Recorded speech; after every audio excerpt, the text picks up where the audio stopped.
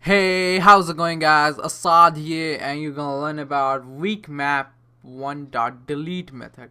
So it has WeakMap. Sorry about that. Sorry about the mistake. This should be not be there. WeakMap.delete. So what we're gonna do is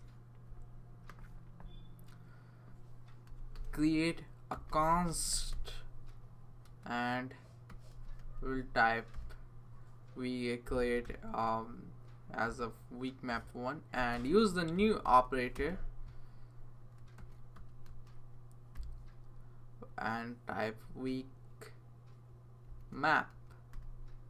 When we're done with that, what we're gonna do, create an empty object. Name is as object1. Oh, sorry, it should be empty. So when we're done with that, WeakMap.1.set will pass object1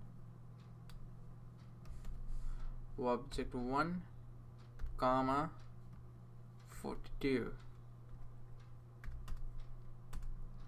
Log it on a console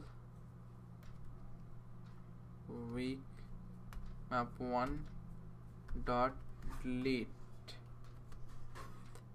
So object.1. So I'm gonna comment out this line. You will understand why. I think you're gonna understand. And